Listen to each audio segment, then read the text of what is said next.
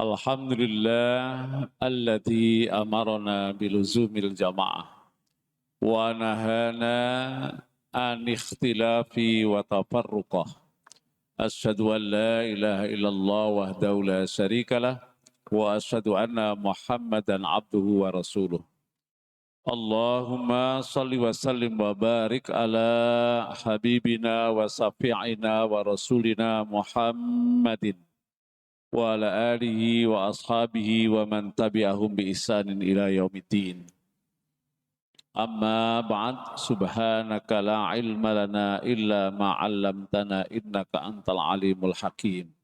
Kita awali dengan sama-sama membaca doa menuntut ilmu. Ikuti kami. Bismillahirrahmanirrahim. Rabbi zidni ilman.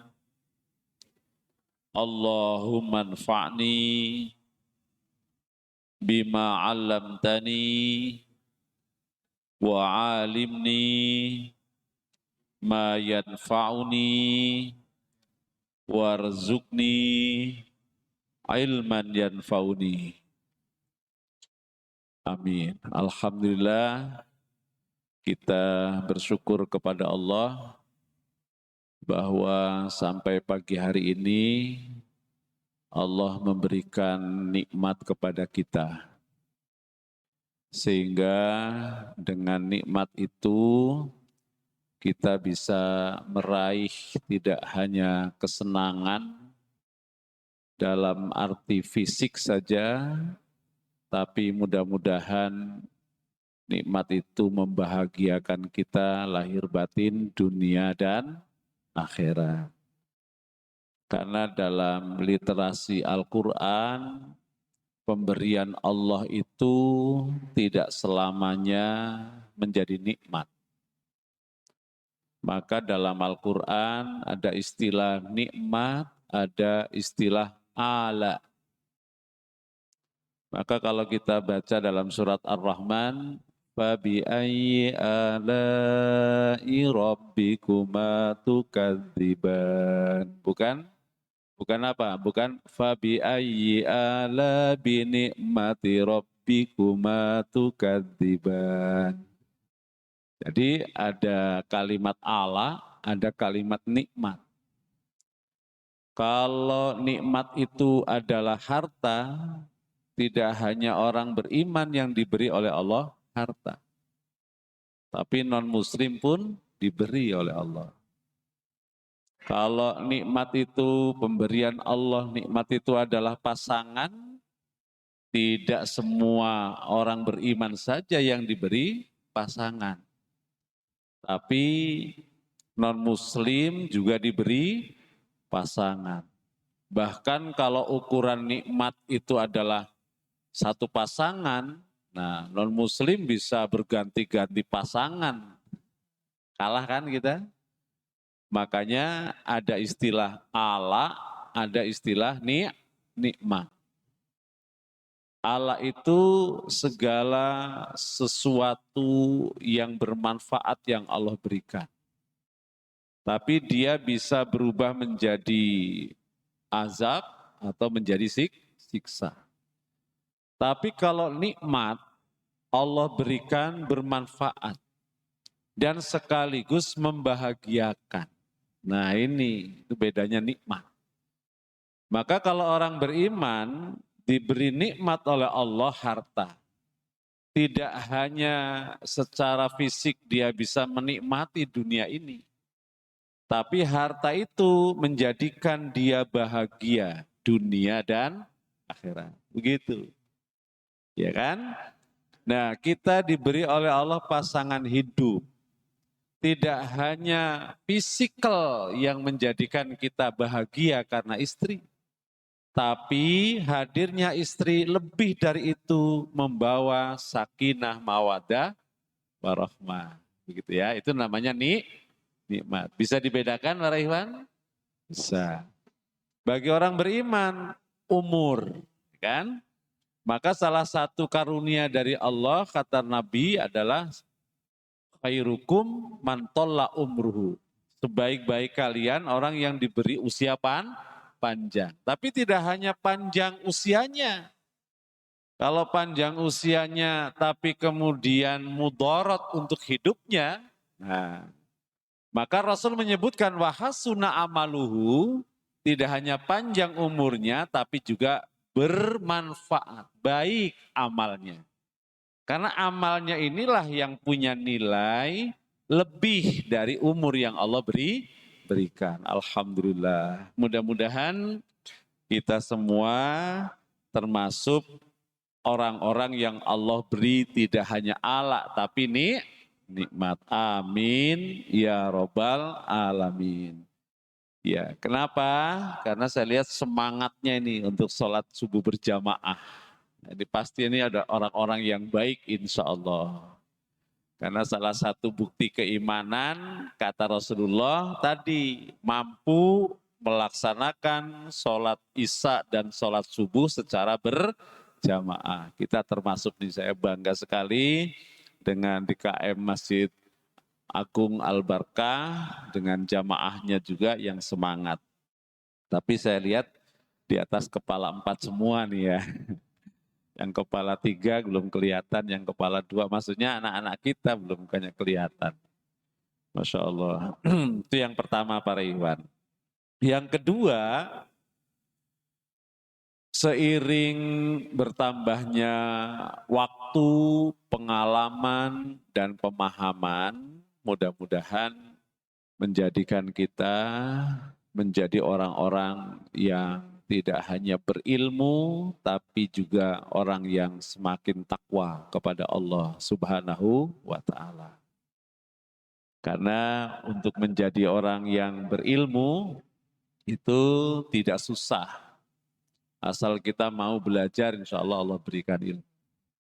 Tapi yang susah itu bagaimana mendapatkan ilmu kemudian menjadikan kita benar, kan?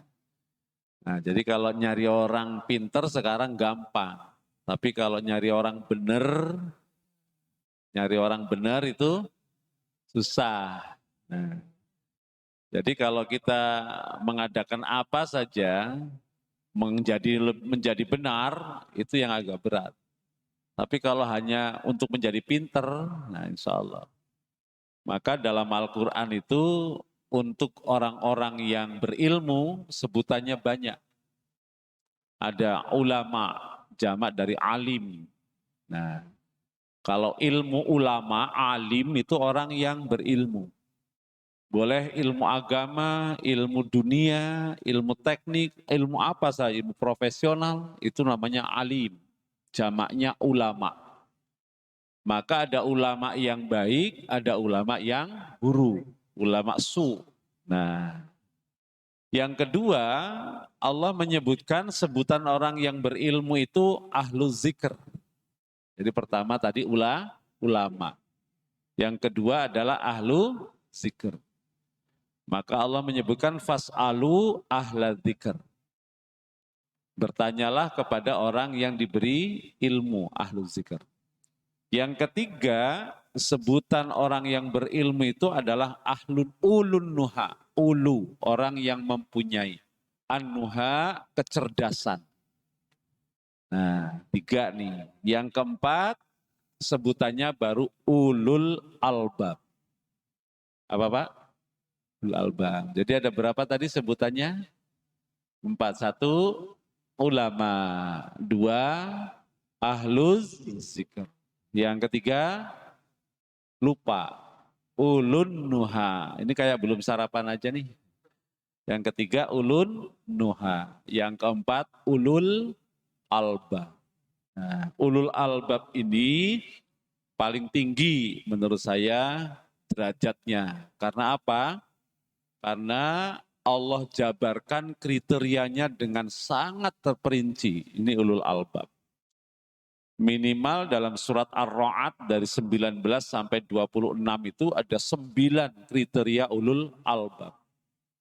Nah, ulul albab itu orang yang tidak hanya sekedar berilmu, tapi orang yang juga soleh taat kepada Allah Subhanahu wa Ta'ala. Kita lagi bersedih nih ya, bersedih karena pimpinan di mana wali kota di Bekasi kena kasus. Ya, iya, kita lebih sedih lagi karena saudara-saudara kita nih ini memang tidak diekspos ya di Palestina. Di penjara Israel itu ada khusus penjara wanita-wanita muslimat Palestina. Yang mereka ini terdiri dari para aktivis, para hafid, para hafidzoh, Masya Allah. Yang sekarang ini sebenarnya sangat dinistakan sekali ini. Dipelecehkan betul, Masya Allah. Ditelanjangi, luar biasa. Ya, tapi memang tidak diekspos. Maka kita di pesantren 1 bulan, sudah seminggu ini berjalan untuk baca kunut najilah terkait dengan penderitaan para tawanan muslimat Palestina yang diperlakukan sangat tidak manusiawi. Kita doakan mereka sebelumnya, ikuti aminkan saja. Bismillahirrahmanirrahim. Allahumma fakil maksurina Falestiniyin khususol asirati min sujuni sohaniyati zalimin. Allahumma fat alaihinna dinahun. Allahumma fat alaihinna a'radahun. Allahumma fit alaihinna karamatahun. Allahumma inna asiratil Palestina dha'ifatun faqawihunna mazlumatun fangsurhunna mubtalayatun fasabbithunna Allahumma anis wahsyatahum wa azil karbatahum wa khaffif masabahum ya arhamar rahimin wa sallallahu ala nabina Muhammadin wa ala alihi wa sahbihi ajma'in walhamdulillahi rabbil alamin.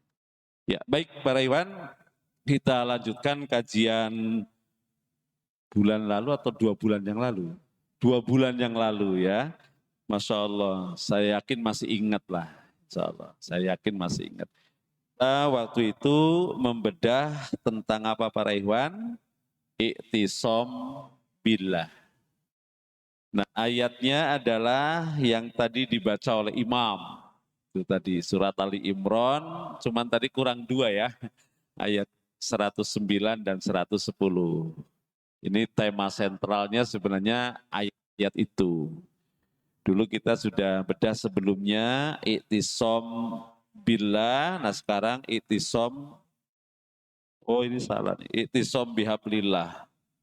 Nah para Iwan sekalian, di sini memang sebelumnya saya ulangi ada 2 pilar, 2 landasan. Bagaimana mengembalikan marwah Islam, izah Islam kepada kaum muslimin. Dan ini yang menjadi landasan berdirinya masyarakat di zaman Nabi hingga mencapai peradaban dunia. Kalau kita baca, subhanallah. Nah, landasan inilah yang menghantarkan 30 tahun Khulafaur Rasyidin setelah Rasulullah, 92 tahun Bani Umayyah, 530 tahun Bani Abbasiyah, dan 713 tahun Utsmaniyah. Nah, Masya Allah. Jadi semuanya itu dengan dinamika dan romantikanya adalah berawal dari suksesnya Nabi Shallallahu Alaihi Wasallam meletakkan pilar peradaban umat Islam.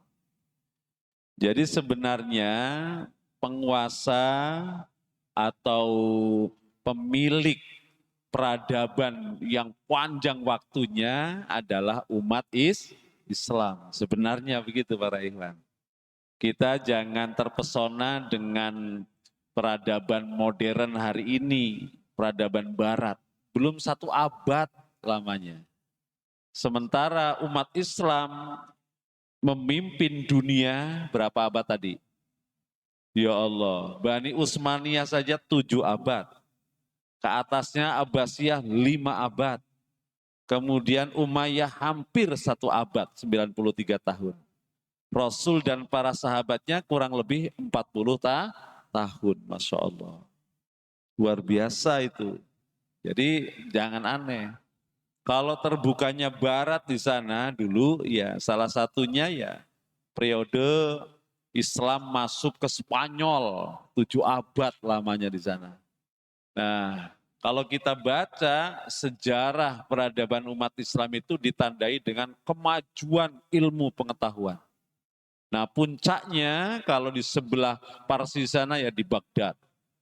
Ya kan, berdiri perpustakaan yang sangat besar. Nah, kalau di Spanyol ya di Cordova itulah. Insya Allah. Jadi kalau kita bicara peradaban, sesungguhnya umat Islam sudah memimpin dunia puluhan abad lamanya, ya kan? Nah itu inilah pilar-pilarnya.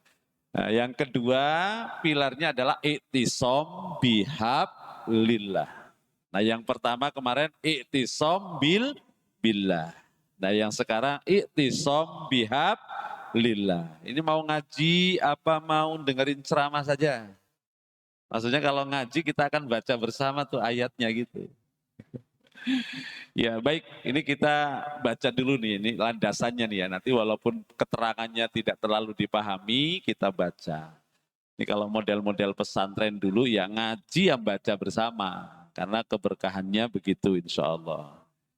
Nah ini alhamdulillah nih saya bersyukur nih masjidnya sangat luas sehingga duduknya harus mencar-mencar jauh-jauh biar kelihatan. Gitu ya. Kalau kalau ngikuti metode dakwah Rasul kan halakoh. Halakoh itu muter. Muter itu bukan nyandar di seluruh masjid sebenarnya begitu. Jadi muternya itu mendekat. Tapi nggak apa-apa, sekarang nggak apa-apa lah, ya kan? Tapi kapan-kapan ya mestinya lebih dekat. Gitu ya. Ya, ya baik tahun depan masih lama baru awal tahun. Iya, ayo kita baca bersama-sama nih kelihatan Pak Rifan, kelihatan? Kelihatan enggak? Ayo kita baca untuk mendatangkan keberkahan. A'udzu billahi minasyaitonir rajim. Bismillahirrahmanirrahim. Wa'tasimu bihablillahi jami'an wa la tafarraqu. واذكروا نعمة الله عليكم إذ كنتم أعداء فألف بين قلوبكم فأصبحتم بنعمته إخوانا وكنتم على شفا حفرة من النار فأنقذكم منها كذلك يبين الله لكم آياته لعلكم تهتدون Sadaqallahul azim. Ya. Kenapa kita baca para Iwan? Karena ini bedanya Al-Quran dengan hadis. Nah, kalau Al-Quran yang disebut firman Allah yang Arabnya itu. Jadi bukan terjemahnya. Kalau hadis boleh Nabi bersabda yang artinya. Karena memang redaksinya dari Nabi. Maknanya dari Allah. Itu hadis. Tapi kalau Al-Quran, firman Allahnya yang mana Pak? Yang mana firman Allahnya? Yang Arab. Nah terjemahnya bukan. Masya Allah. Ini sekarang jadi tantangan. Kalau kita ngambil S2, S3 di UIN, bikin disertasi, nggak boleh ditulis Arabnya. Masya Allah. Padahal ini sangat mendasar. Nah, yang pahalanya setiap huruf satu, yang artinya apa yang firman Allahnya? Firman Allahnya. Makanya mesti dibiasakan. Jadi kalau khotib, kalau siapapun kita, Allah berfirman, baca yang firman Allah itu yang Arab. Bukan yang terjemah. Nah, karena kalau yang terjemah maknanya banyak. Kan? Kalau yang terjemah maknanya terbatas. Kalau yang Arabnya, Masya Allah. Jadi dalam Al-Quran tuh para Iwan, kalau contoh begini nih. Wa yakhshawna rabbahum wa yakhafuna su'ul hisab. Cuma nih contoh nih. Wa yakhshawun, mereka takut kepada Allah. Wa yakhafun, mereka juga takut, sama-sama takut. Tapi yang pertama menggunakan yakhsha, yang kedua menggunakan khauf. Nah, begitu ya. Itu beda, bahasa Indonesia sama-sama takut.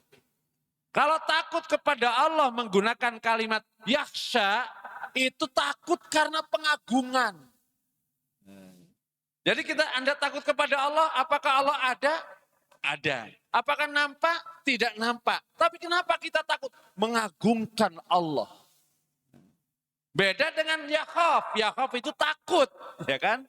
Takut nanti, yang sifatnya fisikal, yang sifatnya takut kepada binatang. Nah itu yakhaf. Pama, kan beda. Nah makanya nih dasar. Kenapa kita tadi, ini pembelajaran bagi kita. Jadi makanya kalau yang senang baca Quran jangan terjemahnya saja. Justru yang aslinya itu adalah Arabnya. Allah berfirman, wa'tasimu bihablillahi jami'a. Tuh ya. Ini yang kita bedah cuma satu dulu nih. Hablillah saja tuh. Bihablillah. Masya Allah. Jadi kandungannya banyak. Ya, itisam bihablillah. Nah arti bihablillah satu tuh. Menurut Ibnu Abbas. Bihablillah itu ya ad-din. Jadi kalau berpegang teguhlah Anda kepada tali Allah, itu artinya agama. Kenapa tali? Kan? Tali Pak, para hewannya tali ya, hablun, tali. Apa fungsi tali? Mengikat. Ya kan? Mengikat, itu tali. Menghubungkan, itu juga tali. Ya kan? Masya Allah. Jadi kalau berpegang teguh kepada tali Allah, menurut Ibnu Abbas, apa yang bisa mengikat kita dengan Allah, yang bisa menghubungkan kita dengan Allah, maka landasan itulah yang dijadikan analisa Ibnu Abbas, maknanya adalah ad-din, yaitu agama. Masya Allah, ya kan? Jadi kalau berpegang teguh kepada agama Allah, tali agama Allah, berarti apa itu agama Allah isinya? Al-Quran. Nah, inilah yang harus dirubah mindset berpikir kita. Masya Allah. Kenapa hari ini seumpama orang perintahnya berpegang teguh kepada tali agama Allah. Tapi cenderung berpikirnya kepada sekuler. Nah kan. Sekuler itu artinya mempensiunkan Tuhan. Tahu nggak Pak Raywan ya? Jadi pensiun Tuhan. Apa maksudnya pensiun Tuhan? Kita boleh kok menjadi muslim, boleh percaya kepada Allah, tapi tidak harus menjalankan nilai Islam. Biarkanlah manusia ini dengan kecerdasannya memikirkan hidup dan hidupnya. Begitu kira-kira. Allah perlu lagi memikirkan nasib kita di dunia karena kita sudah cerdas. Itu namanya sekuler. Jadi bahasa sederhananya, sekuler itu mempensiunkan Tuhan di sini, ya Allah. Coba bayangkan. Bisa dipahami Pak Iwan? Loh ini mindset berpikir awal di sini, Iwan. Masya Allah. Memang yang susah itu yang paling berat bagi manusia itu merubah mindset berpikirnya. Masya Allah. Kenapa kok kita Alhamdulillahi Rabbil Alamin. Disebutkan Allah di sana. Kenapa para Iwan? Nah bagi kita Allah itu satu-satunya Tuhan yang berhak disembah.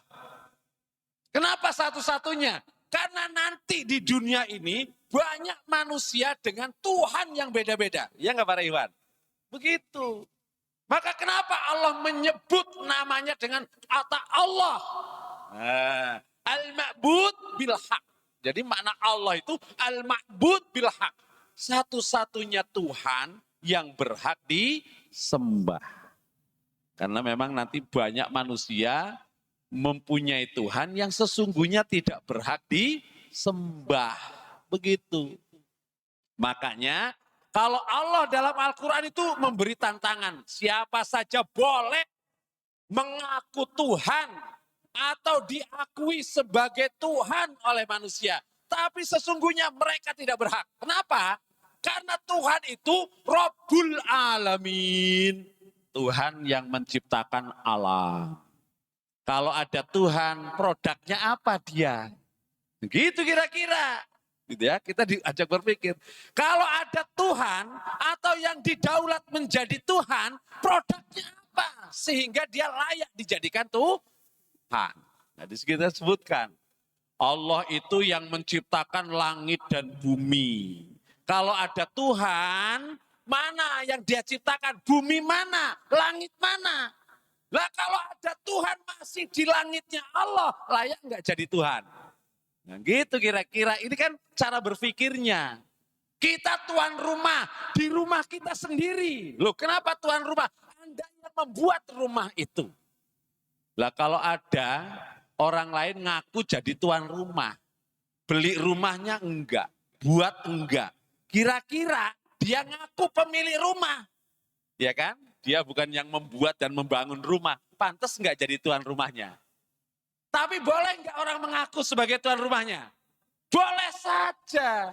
Cuman pantas atau tidak pantas. Gitu ya. Nah, ini namanya mindset berpikir. Ya, kan ya. Allah yang menghidupkan dan mematikan. Nah kalau ada Tuhan atau orang yang didaulat menjadi Tuhan, tapi tidak bisa menghidupkan dan mematikan, lo apa yang menghantarkan dia layak menjadi Tuhan? Begitu. Makanya dalam Al-Quran ayat-ayat ini banyak sekali. Siapakah? Afaman amintum dalam surat Tabarok Al-Mulk. Amintum man fis samai ayyasifa bikumul arda fa idza hiya tamur. Amintum man fis samai ayyursila alaikum hasiban fasata'lamuna kaifa nadir. Gitu kan? Awalam yarau ila thairi fawqahum shafat. Diterangkan semua ya Allah. Allah tuh yang menciptakan. Allah yang membuat burung bisa terbang. Tapi Allah juga bisa menghentikan saat kapanpun yang dikehendakinya. Jadi Allah pantas dia. Allah itu zatnya disembah karena memang punya produk yang banyak. Nah, kok ngaku Tuhan? Ini yang membuat siapa tuh? Yang membuat Nabi Ibrahim kesel banget nih. Orang katanya peradaban Babilonia maju kok nyembah patung. Gitu itu yang membuat dia kesel. Nggak layak dia jadi Tuhan. Nah, begitu ya kan? Karena memang berpikir nakal tapi radikal, nih kan namanya Ibrahim. Dia bawa itu kampak, kan? Dia hancurkan semua. Ini dalam rangka merubah mindset, begitu loh. Kan memang rubah mindset itu berat, susah. Dia hancurkan semua patung, disisakan satu.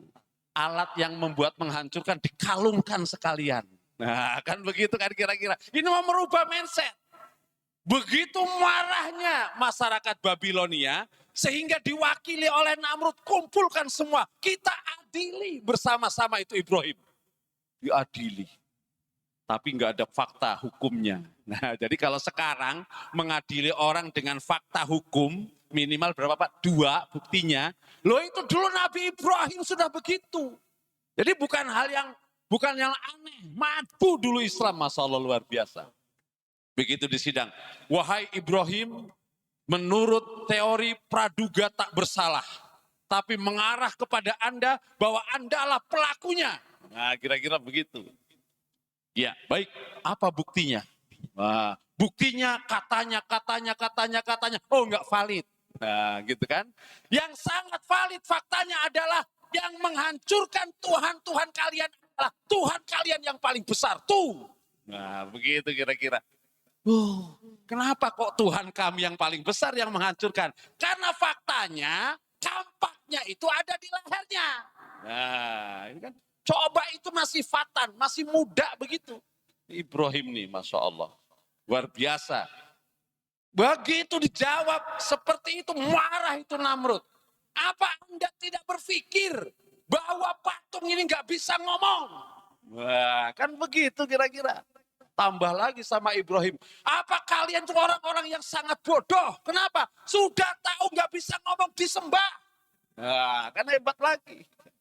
Nggak layak kalian menyembah Tuhan yang ngomong saja nggak bisa. Apalagi memberi. Nah begitu kan. Ini kecerdasan Ibrahim. Nah kira-kira gitu ya. Ini yang susah itu merubah men. Jadi Allah itu sangat terbuka dalam Al-Quran. Siapa yang mengaku sebagai Tuhan silahkan. Tapi layak tidak dia menjadi Tuhan. Nah ini kan merubah mindset itu susah. Ini seperti halnya ayat yang kita baca tadi ini. Watasimu. Jadi kalau memang ada manusia yang hebat, yang pinter, yang cerdas. Sehingga dia sekuler berpikirnya. Coba Allah sudah menantang. Buat satu surat saja. Tuh ya kan. Kalau memang Anda hebat sebagai ilmuwan, bikin Al-Quran, gak usah Al-Quran, satu surat saja. Surat yang paling pendek berapa ayat? Surat apa itu? Al-Kausar sama Wal Asri. Jadi para ulama udah ngitung ayat surat yang paling pendek. Inna a'tainakal kausar fasholli li rabbika wanhar inna sani'aka huwal abtar. Kan pendek tuh. Loh para ikhwan, jadi ayat Al-Quran itu turun di wilayah Arab. Dengan berbahasa Arab. Yang mereka adalah ahli-ahli Arab. Subhanallah. Nah ketika mereka meragukan Al-Quran, ditantang oleh Allah. Coba buat satu surat saja yang paling pendek. Nah coba. Gak ada yang mampu. Sampai Allah menyebutkan kalau perorangan tidak bisa. Wat'u syuhada'akum. Panggil mereka. Ahli-ahli bahasa Arab. Bekerja sama bikin satu surat. Gak bisa juga para ikhwan.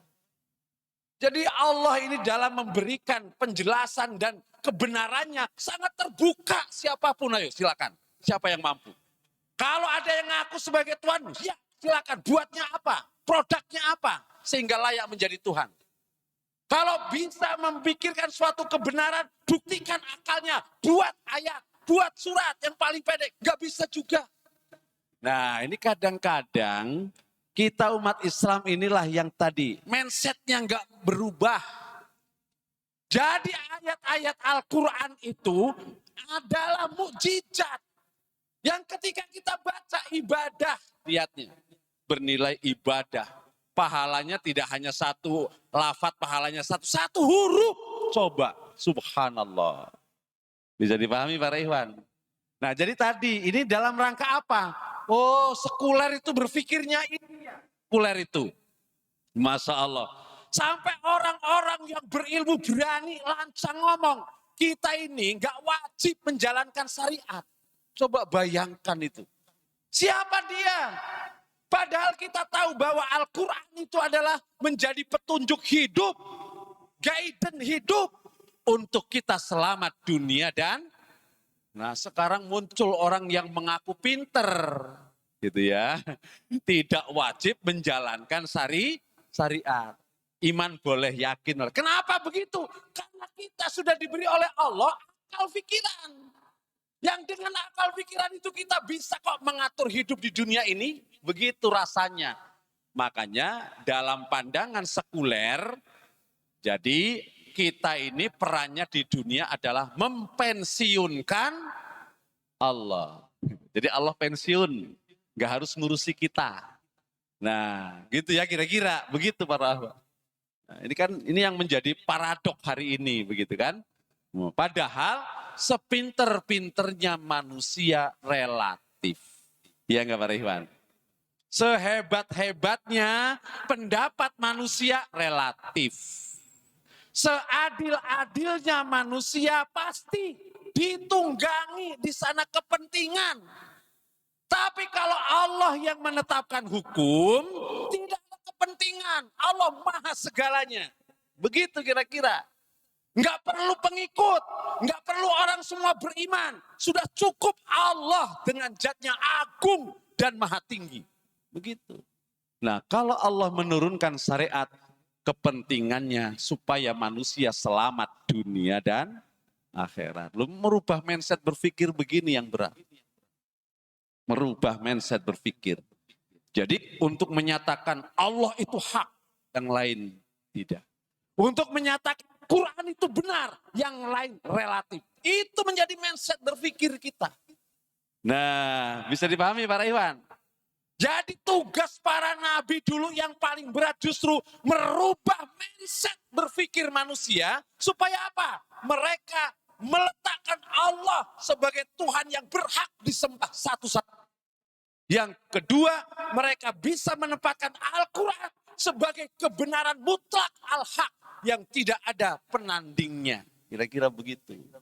Nah, inilah yang sekarang dirubah, ya kan, landasannya secara struktural dan sistematis kalau sekarang gitu ya kira-kira. Ini baru satu slide gak kelar-kelar nih Pak Iwan. Yang ngajinya nanti ya bertahun-tahun kan, namanya kayak ngaji gitu ya. Yang kedua, tali Allah adalah janji Allah menurut Al-Mujahid dan Atta. Jadi kalau berpegang kepada hablullah artinya janji Allah.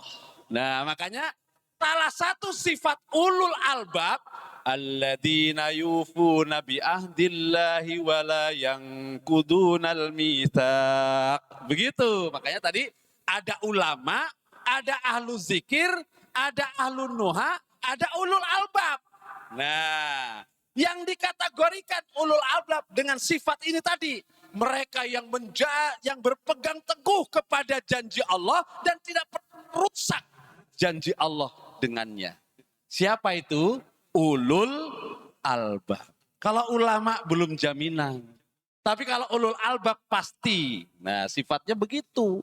Makanya saya terangkan 9 kriteria ulul albab. Itu yang menjadikan menurut saya paling tinggi derajatnya bagi orang-orang yang berilmu. Nah, kalau sekarang kan nyari orang berilmu itu gampang. Tapi nyari orang yang benar itu yang susah. Nah, apalagi nyari orang pinter benar lebih susah lagi. Ya kan? Tapi kalau ingin cari orang yang mau benar, nah itu yang mestinya digali terus gitu ya. Subhanallah. Nah yang ketiga, hablullah, tali Allah itu apa? Perintah Allah dan mentaatinya. Jadi artinya berpegang teguh kepada tali Allah, berarti berpegang teguh kepada perintah Allah. Nah, dan mentaatinya menjalankan. Tahu dalilnya tapi nggak diamalkan. Bermanfaat nggak kira-kira? Kan enggak. Tahu ilmunya tapi nggak dilaksanakan. Wah malah berat nanti tanggung jawabnya. Ya kan? Makanya nanti ada hadis tuh.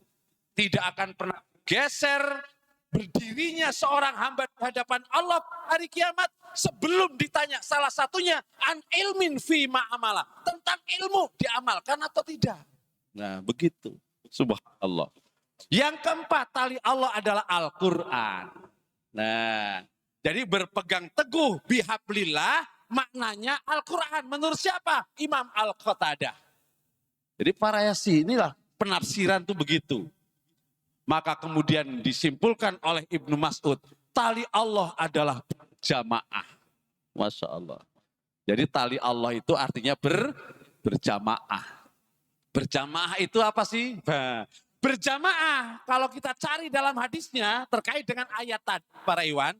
Berjamaah itu ya kata Rasulullah, ma'ana alaihi wa ashabihi.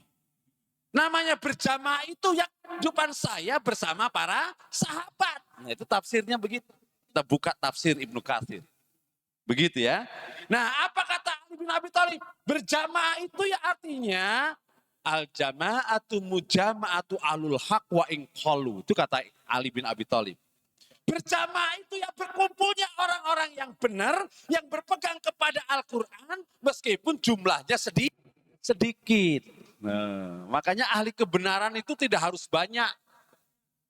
Nabi Muhammad saja yang istilahnya umatnya paling banyak. Ribuan para nabi sebelumnya banyak yang tidak punya umat. Tapi yang namanya berjamaah dalam kebenaran tidak harus banyak, tidak harus mayoritas. Nabi tidak membutuhkan umat yang banyak. Yang beliau harapkan apa yang disampaikan diambil oleh manusia. Kemudian iman banyak ya, umatnya banyak.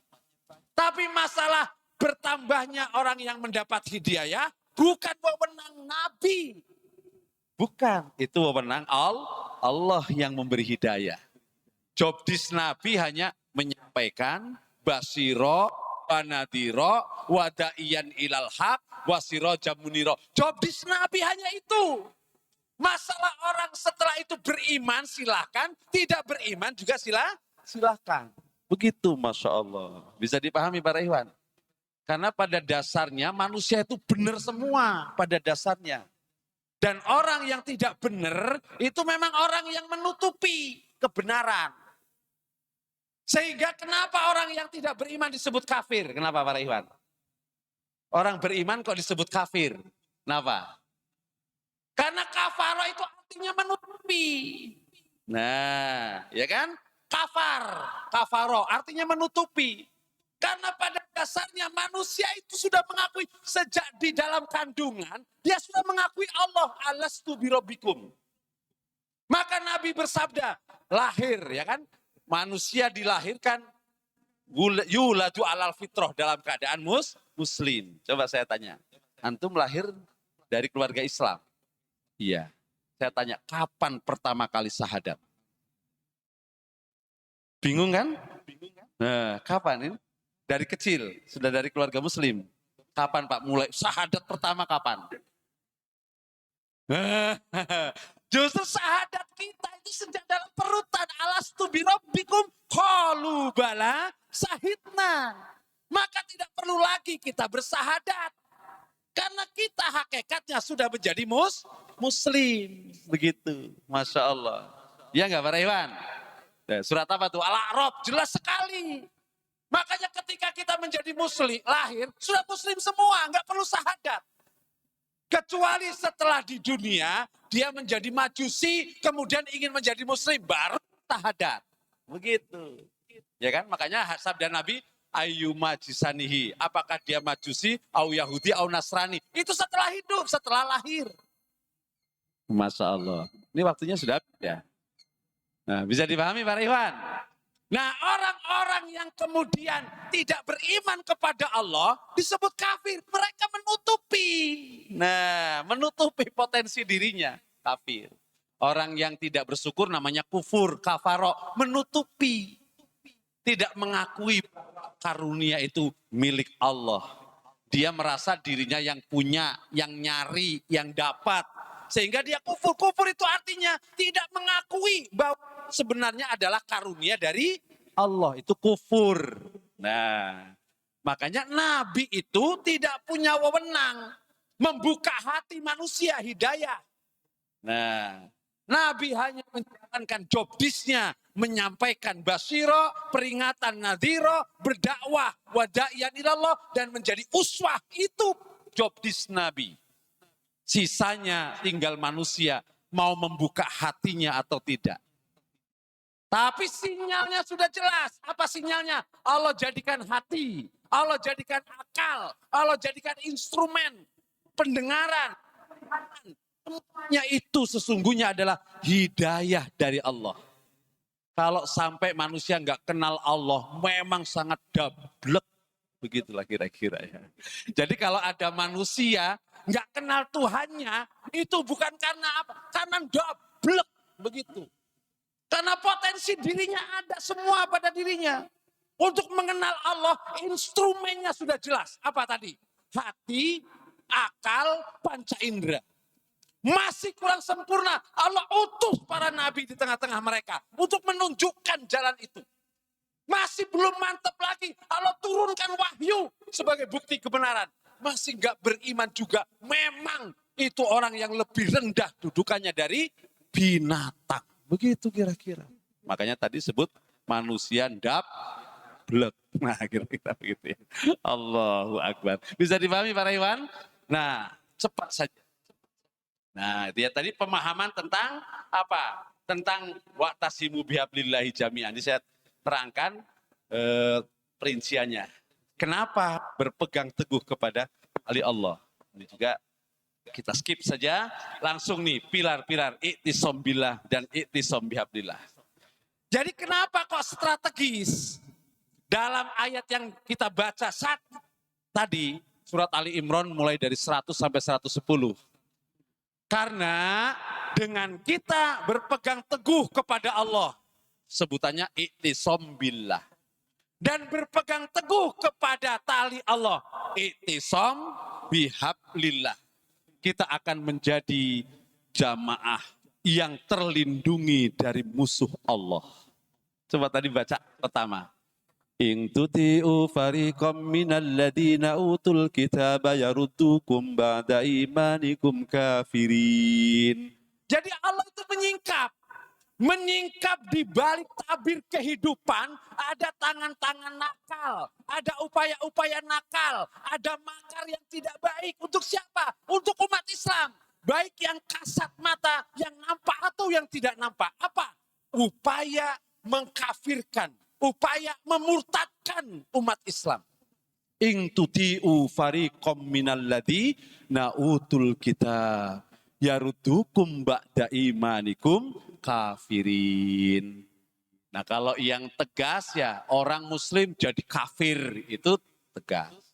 Nah yang halus orang muslim tapi pikirannya kafir. Nah begitulah kira-kira ya kan. Masya Allah. Maka dalam dunia sekuler nggak ada larangan orang beragama, silahkan. Tidak ada larangan orang untuk mengakui siapanya, silahkan. Tapi yang mereka kehendaki dengan sekuler itu, boleh orang mengaku Tuhan, tapi hidup di luar aturan Tuhan. Begitu. Jadi pada akhirnya kita akan kufur, ya kan? Kufur kepada apa tadi? Kalau dengan mempensiunkan Tuhan, jangankan mempensiunkan Tuhan para Iwan, iman kepada sebagian ayat, kafir kepada sebagian ayat, itu sudah disebut dengan kafir dalam Al-Quran. Ya kan? Wa idza qila lahum aminu kama amanan nas qalu nu'minu bima unzila alaina wa yakfuruna bima wara'ah. Orang Yahudi, orang Nasrani mereka tersesat karena mereka mengakui ayat Allah itu yang turun kepada hanya nabi mereka saja. Dan mereka tidak mau beriman kepada Al-Quran yang turun kepada Rasul. Nah, jadi beriman kepada sebagian, kafir kepada sebagian, sudah menjadikan Yahudi Nasrani tersesat dari kebenaran. Nah, kok sekarang ada aliran supaya kita mempensiun Tuhan. Coba bayangkan itu, Masya Allah. Kira-kira gitu ya. Kalau sakleknya kan nggak bisa, tapi ayat begitu lembut memberikan penjelasan itu, ya Allah. Kalau dengan mempensiunkan Tuhan sama halnya lebih dari kesesatan Yahudi dan Nasrani. Gitulah kira-kira, ya Allah. Ya kan? Jadi, nah realitas inilah dengan kita berpegang i'tisam billah dan i'tisam bihablillah melindungi jamaah dari musuh.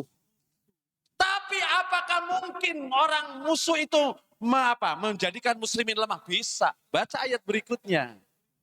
Nah kan ini menjadi hal yang ironis. Apa bisa umat Islam dimurtadkan? Kan pertanyaannya begitu. Apakah bisa umat Islam itu dijauhkan dari nilai-nilai agamanya? Apakah bisa umat Islam itu dicerabut dari hatinya kebanggaan kepada Al-Quran? Apa bisa? Dan kita kan pertanyaannya begitu. Maka ayat yang berikutnya jelas. Wa kaifa takfuruna wa antum tutla alaikum ayatullahi wa fikum rasuluh. Luar biasa itu ayat. Subhanallah. Jadi dengan kita bihablillah dan wa'tasimu billah, i'tasim bihablillah, melindungi umat Islam dari musuh. Kita punya musuh enggak Pak Ikhwan? Punya enggak? Kata siapa? Jangan-jangan hanya subjektif saja kita menganggap orang memusuhi kita. Allah sudah begitu jelas. Walang tardo angkal yahud walan nasoro hatta tattabi'a millatahum. Wah, tegas sekali kalimatnya. Sekali-kali tidak akan pernah. Nah, lan itu begitu artinya. Walang tardo, sekali-kali tidak akan pernah ada orang Yahudi Nasrani itu kok ridho. Ridho itu ikhlas. Ridho itu rela. Rela terhadap siapa? Terhadap muslimin yang berpegang teguh dengan agama. Nah, mereka bisa tidur, bisa ridho, bisa ikhlas. Kalau apa? Kalau umat Islam sudah mengikuti milah mereka semuanya. Tuh. Maka tidak disebutkan din milah. Orangnya ngaku muslim. Gaya pakaiannya non muslim. Itu milah. Gitu ya Pak? Orangnya muslim. Gaya pestanya non muslim. Milah. Orangnya muslim, pergaulannya, gayanya, gaya sekuler. Itu namanya milah. Nah, jadi orang Yahudi itu nggak senang, nggak rela, nggak bisa tidur kalau masjid ini masih ada orang. Kalau Quran itu masih dibaca orang. Kalau orang itu masih menjadikan Al-Quran sebagai pedoman hidup.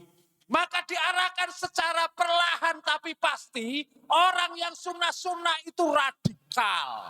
Itu sebenarnya hanya apa? Hanya apa ya? Narasi-narasi yang untuk menjauhkan umat Islam dari Islamnya. Begitu. Jenggotnya panjang radikal. Rajin ibadahnya radikal.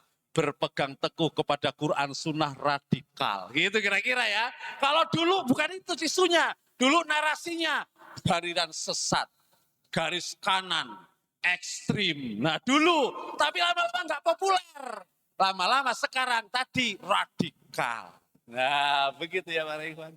Loh ini bukan narasi yang buat secara kebetulan. Tapi terus menerus. Sehingga nanti ketika nih sekarang lagi rame ini kadang-kadang juga ya Allah nggak bijak ya. Di mana di Lombok ya. Besok saya rencana mau ke Lombok hari Senin insya Allah. Di sana lagi ribut tuh. Kan gara-gara makam keramat. Lagi ngapain diuntik-untik masalah makam. Kalau bicara Islam adalah kembali kepada petunjuk Al-Quran dan Sunnah. Kalau sudah dirubah mindset berpikirnya Islam itu indah begini, Masya Allah. Ya kan? Itulah kira-kira. Ini memang perlu bijaksana juga. Menyalahkan orang lain juga tidak benar.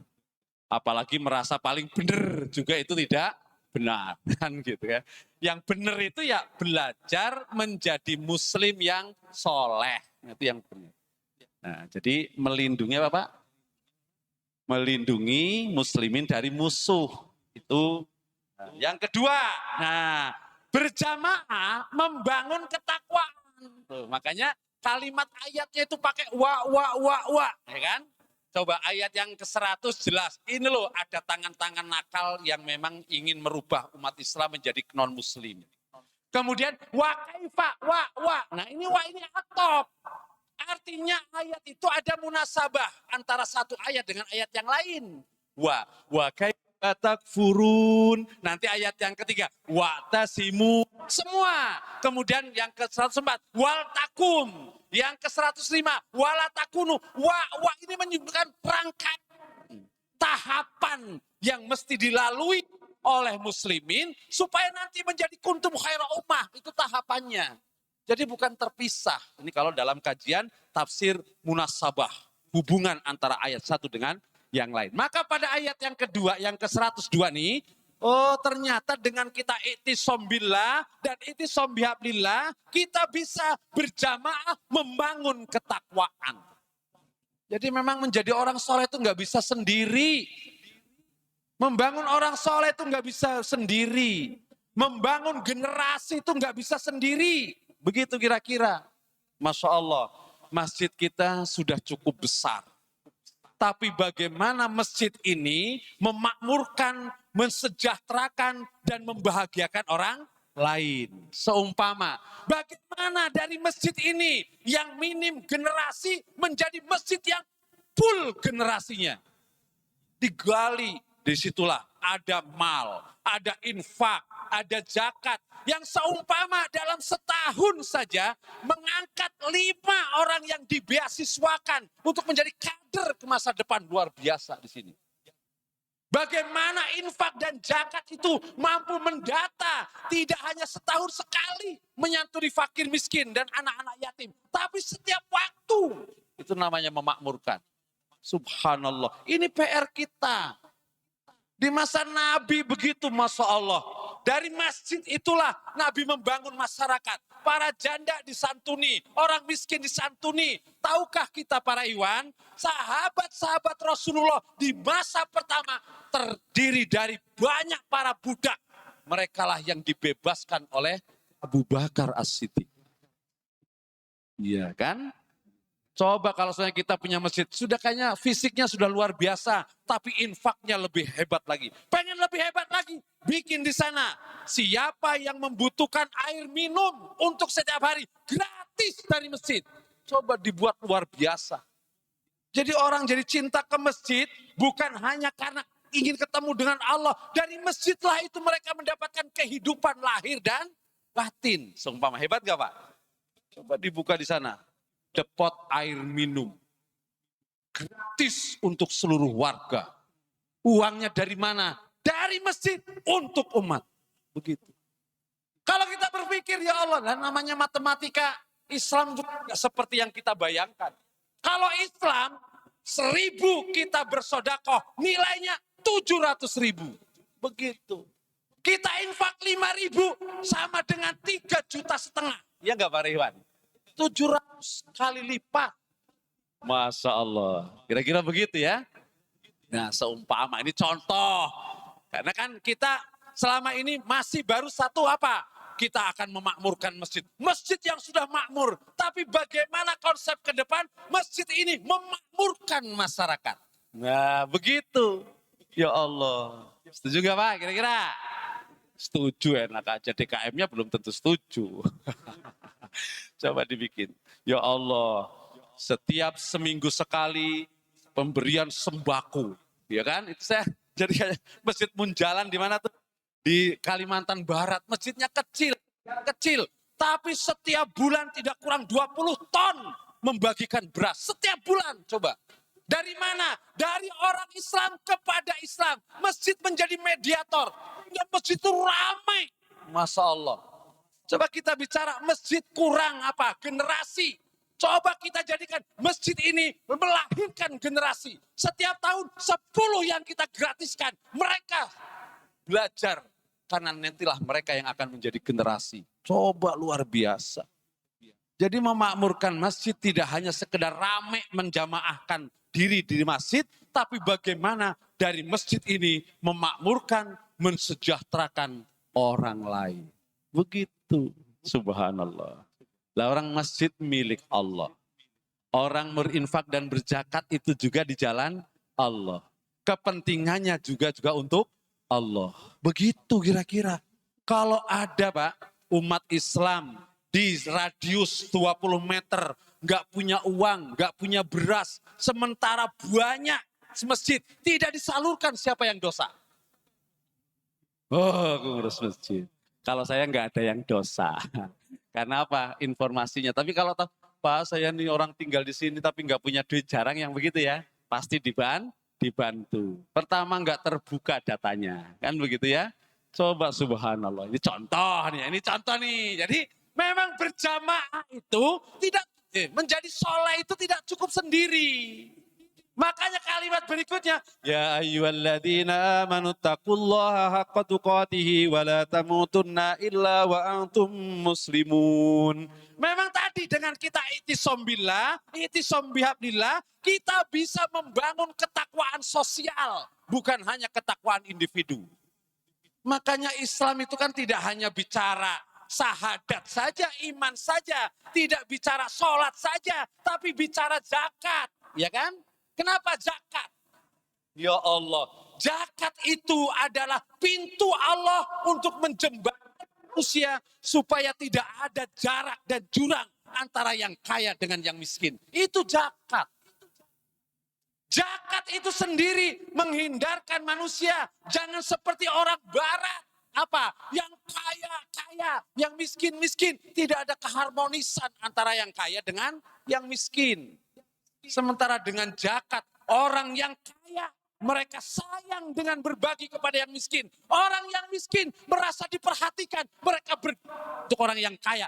Zakat membangun tadi apa? Pertama, keharmonisan hidup. Karena memang Islam itu bukan hanya hablum minallah, tapi hablum minannas. Masya Allah. Hablum minan itu zakat. Ada lagi yang sifatnya sunnah, nggak zakat, nggak wajib, sodakoh. Oh, apa maksudnya? Supaya orang itu care, peduli terhadap sesama. Sekarang kan individualis betul, lolo gua, sama-sama muslim, lolo gua, salam aja nggak pernah bertetangga, Masya Allah. Mungkin ini yang perlu dijabarkan dalam kehidupan kita. Kita ini mau apa-apaan sih di dunia, mau hebat-hebatan, Masya Allah. Ujung-ujungnya ya Allah, banyak kok orang yang kaya, begitu ya. Kalau seumpama dia kekayaannya itu menambah kekuatan untuk makan, wah kayak apa. Tapi nyatanya kan jatahnya enggak. Yang kaya makannya ya segitu, yang miskin makannya juga segitu. Malah kadang-kadang lebih banyak yang miskin, makannya banyak. Gitu. Karena kalau orang yang miskin mikir banyak-banyak, pakai lalapan saja nambah. Apalagi kalau pakai makan enak, ya kan? Nah, kalau orang kaya, ya Allah, sambil makan, makanannya enak, sibuk pikirannya. Tuh, sudah makannya porsinya sama, kualitas makannya beda. Bahagia mana? Bahagia orang yang miskin kan sebenarnya kan? Tuh kalau ukuran makan. Coba kalau hidup itu minimal, tidurnya nyenyak, itu tanda orang bahagia kalau tidur. Lah orang miskin, 8 jam tidurnya masih kesiangan, kan hebat. Tidur jam 10, subuh masih kesiangan. Loh, Masya Allah. Padahal sudah 8 jam seumpama. Enak enggak? Enak. Nah, orang kaya, coba mau tidur susah. Sampai beli. Loh, bahagianya di mana? Nah, kira-kira begitu ya. Ya Allah. Ya enggak, Pak Riwan? Ya Allah, luar biasa ya kan? Masalah nasib saja duitnya banyak atau tidak. Tapi kan bahagia bukan karena duitnya banyak atau sedikit. Semua berhak untuk menjadi bahagia. Begitu ya enggak Pak Rewan? Lo punya istri hidupnya pas-pasan. Dua-duanya di rumah melulu. Seneng enggak? Lo orang kaya saking kayanya. Rumahnya banyak. Enggak pernah kumpul suami istri. Ya Allah. Akhirnya ngobrolnya dengan suami orang. Akhirnya malah selingkuh. Mana? Indah mana? Bahagia mana? Coba. Loh, ya Allah. Ini kan memang gak bisa bahagia sendiri, soleh sendiri. Maka Islam dengan i'tisam billah dan i'tisam bihablillah menghapus sekat-sekat itu bersama. Begitu ya. Nah, waktunya sudah habis, saya sudah tahu sebenarnya. Udah pada gelisah. Ini lanjut kapan-kapan nih Pak Rewan ya. Ya. Ini sebenarnya ada yang ketiga tuh berjamaah, hilangkan fanatisme golongan. Berjamaah, selamatkan dari jurang api neraka. Berjamaah mengoptimalkan peran umat. Wal takum minkum ummatun. Berjamaah menutup pintu perpecahan. Wala takunu kalladzina tafarraqu. Itu 5 yang disebutkan dalam ayat secara berurutan. Manfaat i'tisam billah dan i'tisam bihablillah. 1, melindungi umat Islam dari musuh. Yang kedua, membangun kesolehan bersama. Yang ketiga, menghapus fanatisme, kesombongan, kesukuan, dan asobia. Yang keempat, menyelamatkan dari jurang api neraka. Yang kelima, mengoptimalkan peran umat, baik yang kecil sampai yang besar. Yang keenam, melindungi dari perpecahan dan perselisihan. Itu manfaat i'tisam billah dan i'tisam bihablillah. Perspektif surat Ali Imran 100 sampai dengan 105. Jelas para Ikhwan? Resume 1. Yang disebut orang berilmu ada berapa tadi istilahnya? 1. Ulama. 2. Ahluz zikir. 3. Ulun nuha. 4. Ulul albab. Yang kedua, istilah pemberian karunia Allah ada 2 minimal. 1, ala. 2, nikmat. 1, ala. Babi ayyi ala'i rabbikuma. Yang kedua nikmat. Yang ketiga manfaat iktisam billah dan iktisam bihablillah. Satu, melindungi muslimin dari musuhnya. Dua, membangun kesolehan bersama. Tiga, menghilangkan fanatisme kegolongan. Fa asbahtum binikmatihi ikhwana. Yang keempat, menyelamatkan dari jurang api neraka. Itu namanya menghilangkan hasad, dengki, iri terhadap sesama. Yang kelima, mengoptimalkan peran umat, wal takum minkum ummatun.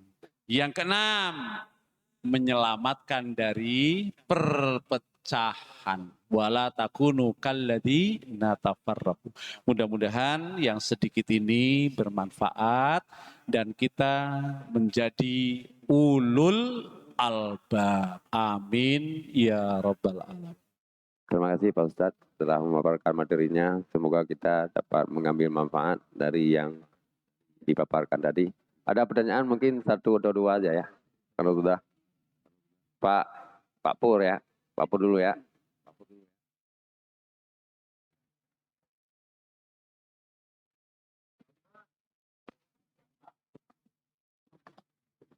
Bismillahirrahmanirrahim. Assalamualaikum warahmatullahi wabarakatuh. Pak Ustadz, fenomena sekarang ini para ulul albab yang selalu senantiasa terhubung dengan Allah. Contohnya adalah para ulama yang banyak secara hukum itu ya dipersekusi atau dihukum, dipenjarakan dan sebagainya. Nah, saat ini apakah mereka itu adalah para ulul albab yang sesuai dengan peranan di dalam Al-Quran? Demikian. Assalamualaikum warahmatullahi wabarakatuh.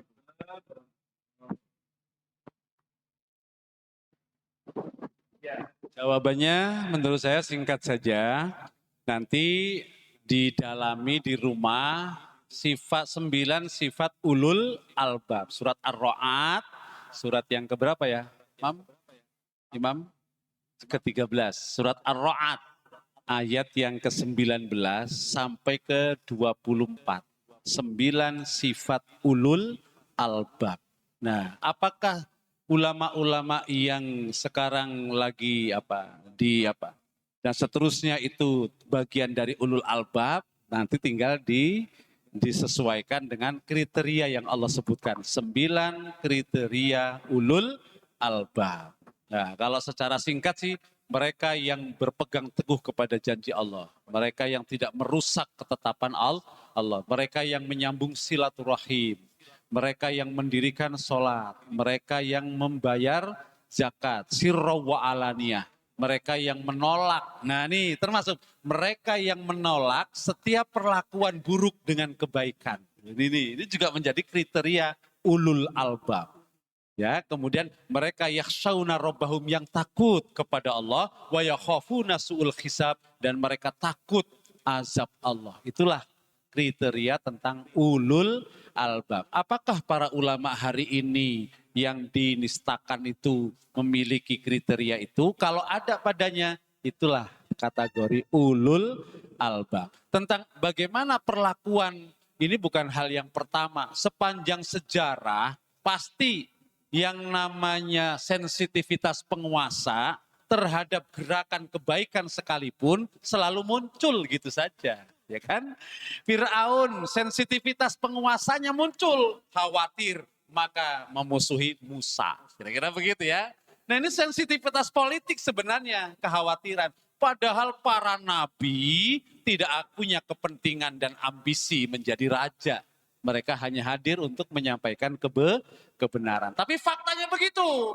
Nah, yang perlu diikuti oleh kita adalah wayadrauna bil hasanati sayyi'ah. Mereka menolak hal-hal yang buruk, perlakuan buruk itu dengan cara yang baik. Walaupun terkadang hal yang baik mengantarkan mereka di penjara. Lah itu memang sudah resiko. Maka banyak ulama yang baik menciptakan buku-buku besarnya justru saat di penjara. Mereka di penjara bukan karena salah, tapi mereka di penjara karena memang dimusuhi oleh kebatilan. Ini sejarah namanya ya. Subhanallah. Jadi perlu dipelajari lagi. Mungkin nyambung, kalau nggak nyambung ya nanti buka sendirilah. Surat Ar-Ra'd ayat 19 sampai 24. Wallahu a'lam bishawab. Oke, ini Pak, saya boleh satu lagi. Assalamualaikum warahmatullahi wabarakatuh. Lalu tadi jawab sama Pak Ustadz tadi tentang Ar-Ra'd ayat 19 sampai Ar-Ra'd ya. Ayat berapa Pak? Sampai 24. Itu yang al-albab. Cuman yang ini Pak Ustadz, yang tadi ada 4 tadi, yang al-albab terakhir, lu orang ahli ibadah. Di mana posisinya Pak Ustadz? Ahli ibadah. Ya, baik. Ya, kita kadang-kadang terjebak pada terminologi. Jadi ulama itu tidak harus posisi tinggi di kalangan umum orang. Kalau kita sih mengatakan ulama mungkin secara akademisi kan begitu, S1, S2, S3. Kalau ulama dalam ilmu agama ya minimal nyantri, pernah pesantren. Dan begitu ya, ini namanya apa? Posisi yang dimaklumi, dimafhum di kalangan. Padahal kalau kategori ulul albab, siapapun yang dia punya ilmu di bidang apapun, kemudian ilmu itu mendekatkan dia kepada Allah, dia kategori ulul albab. Begitu ya. Nah, para sahabat Nabi paling kita kenal hanya ratusan orang. Padahal seluruh sahabat Nabi, sabiqunal awalun, itu adalah ulul albab. Cuman nggak terkenal saja. Bilal nggak terkenal. Wah, padahal seperti apa dia? Kan gitu kira-kira. Nah, jadi kita lepas dari posisi mentereng mafhum masyarakat tentang ulama atau ulul albab. Boleh jadi loh dia nggak dikenal sama sekali. Strata pendidikannya nggak tinggi sama sekali. Pesantren juga enggak. Tapi dia banyak membaca, ngerti sunnah, kemudian dia praktekkan ulul albab dia. Begitu ya, subhanallah. Nah, gimana ahli ibadah? Nah, ya tadi ahli ibadah itu yang kategorinya ulul albab. Orang yang berilmu, kemudian dia beribadah. Ahli ibadah juga konotasinya tidak hanya orang yang rajin sholat, ya. Kemudian atributnya pakaian yang muslim betul. Itu mah atribut itu sebenarnya. Casingnya saja. Jadi ahli ibadah, hidup itu kan bingkainya ibadah. Nafkah itu ibadah. Bekerja itu ibadah. Sholat itu ibadah. Bertanam itu ibadah. Jadi bingkai umat Islam dalam kehidupannya orientasinya hanya ibadah. Jadi semuanya mestinya ahli ibadah. Nah ini juga termasuk tadi. Nah, sebutan ahli ibadah itu konotasinya orang yang selalu itikaf di masjid. Malah Umar bin Khattab marah. Pergi kamu pulang, jangan di masjid, tidur ngapain ke masjid? Kerja sana. Begitu Umar bin Khattab marah sekali. Nah, karena memang orientasi, ini mindset berpikir. Bagaimana umat Islam itu mengorientasikan hidupnya semuanya untuk